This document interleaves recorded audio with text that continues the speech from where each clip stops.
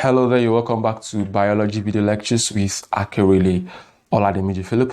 So we'll be moving on to look at a practical on osmosis. It might not be the real practical, but at least it's going to guide you to have an idea of what you should expect and all of that. So in this practical, the aim is to investigate the range of concentration of salt or sugar solution on the mass of tissue plant or plant tissue. You're going to be putting plant tissue in different concentrations of salt or sugar solution based on the one available to you. Later on, I think I'm going to make a video, like a practical video on this really. But for the moment, I'm just going to do this one now. It says here, in this experiment, we will prepare samples of potato and place them in different concentration of sugar, which in this case is sucrose, or sodium chloride, which is if it is salt. This solution should be about 5 different concentrations. So you're going to have like different test tubes like that in different, let's say this is 0.1, 0.2, 0. You're going to have different. Now you measure the mass and the length of the sample before and after soaking them in the solution. You're going to calculate the percentage change in the plant tissue, plot a graph, draw and interpret the appropriate graph. Let me guide you. Of course, for these are the apparatus you'll be needing. You're going to get a tuber of potato. You're going to get a cock borer. You're going to get that in the white scalpel, the ruler, weighing balance to measure the weight before you put it in the solution. After you put it, then you do some calculation, test tube. Then you say potato cut in cylindrical form. So this is what we're saying. This is the cock borer. You can see you're going to insert that into this place to get this. So you're going to get that in different ways. All right. This is the weighing balance to weigh the potato, that cylindrical potato you have cut out. So you're going to weigh it. You're going to see a figure around here on the screen to know what the weight is before you started the experiment. So you're going to have a table. Let me see if I can. Okay, let me first of all do something like this. You're supposed to have a table like this where you have the concentration of the solution. Let's say 0.1, 0.4, 0.6, 0.8, then 1.0 concentration mole per dm of, let's say, salts. Then you're going to look at the initial weight. What is the weight of the potato? You're going to put that here. Let's say weight A, weight B, weight C, weight D, then weight E. Then you're going to look at the weight after weight, like after it has been inserted in this solution. What is the weight now? That's going to be, let's say that's weight E, F, G, H, I. I'm just saying a figure. Each of these things represents a figure.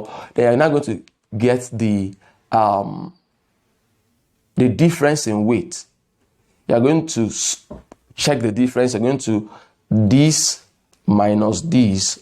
Like, okay, you're going to subtract the initial weight from the weight after you have inserted it. So the difference in weight will be here like this. Then you are going to now find the percentage of the difference in weight. What is the percentage change? So let's say here you got 0.1 difference. Okay, let's say this one was 0.2. This was 0.4. So it's going to be 0.4 minus 0.2. That's going to give you 0.2 also. So you're going to find the percentage change of. It's going to be you're going to find the percentage change of that 0.2 here. Then that's what you're going to use to plot your graph and all of that, basically. So the point is you need to be able to remember this table really. It's not something hard, different concentration. So let's go back and see what we're saying. So you can see it here that, okay, you've cut into different pieces. You have this is meant to be done in a boiling water bath. So this old jar I'm tracing out is a water bath at a particular temperature, really. Then you have your test tube. Let's call it test tube A, test tube B, test tube C, test tube D, test tube E. Each of them you can see this is having 1 mole sugar solution, 0.5 is 0.75, 0.5, 0.25. You can see the difference. So now the point is the size, the weight of this. We are supposed to know the weight of each of these, and in most cases it's going to be the same. Really, the weight is going to be the same, like all of them is the same. But after maybe like 30 minutes or 1 hour or 24 hours, as the case may be, you are going to take each of these out again, take them out and weigh them. See, as you move from right, the potato are put in different concentration of sugar solution, which decreases until it gets to distilled water. So this is distilled water. So this is what happens. Really, if you've been following the class all along, in this, you might want to ask yourself this question. Now, you might pause the video and try this question. Will test tube A, the potato in test tube A, will it gain weight or lose weight? In B, in C, in D, and in E, will it gain weight or lose weight? This is what will happen. Really, in A, it will lose weight because this solution is very, very concentrated. Let me get this off because it's getting a bit rough already. Now, so in A, this guy will lose weight to this environment. Also in this. Then as you're going to, here, it may not lose weight or do much. But here it's going to gain weight because this is going to suck in water. So you are going to, so the point is for this and this, I'm very sure is going to lose weight because it's going to lose water to the surroundings because this is quite concentrated, I suppose. So that different concentration has affected the weight of the potato plants or the potatoes, that potato tissue put in there, so to say. All right. So I'm coming. Okay, I already gave you this. Then this is what we're saying. So this is the, okay, good. Initial mass, final mass, all right. Then change in mass, then percentage change in mass. Basically, that's what I was saying. So I actually, okay, yes. Can you see what I'm saying? When you do the change in mass, when you subtract this from this is what you get. Then can you see the percentage change like that? Then you can see, calculate the percentage change in, that's going to be your final mass minus your initial mass divided by initial mass times 100. That gives you for each of them, so to say. Then you're supposed to plot a graph. So it says here, a positive change in mass indicates that the potato has gained water by osmosis, which means that the solution is more dilute. So here, so all of this, so this is, say, a positive change.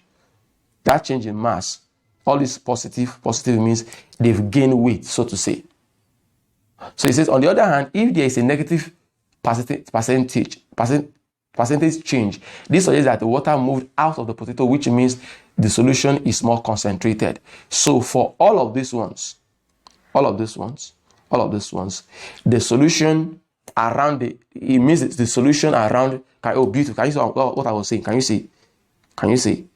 So all these ones, you can see they lost weight. That's why you have minus there. All right. So as a matter of fact, can you see what I'm saying? The final mass is lesser than, if you look at that, 5.29 is more than 5.24. So they are lesser compared to their initial mass. For that reason, it means they've lost weight. You might want to rewind the video here or pause this to study it. It's something very resourceful. So here too, so that's what it was explaining here. Hope this has been helpful. Please feel free to rewind the video and watch again to make it more understandable to you. So this is what we're saying.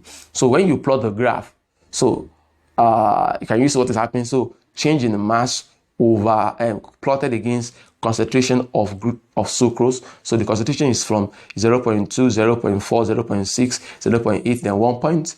Of course, it's not exactly that's what we have there, but this is like your 0.75, this is 1 point, and all of that. So the point is, can you see all of these ones mean that they gain weight?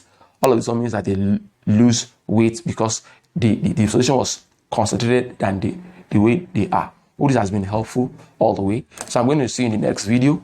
You have a wonderful day. Bye-bye.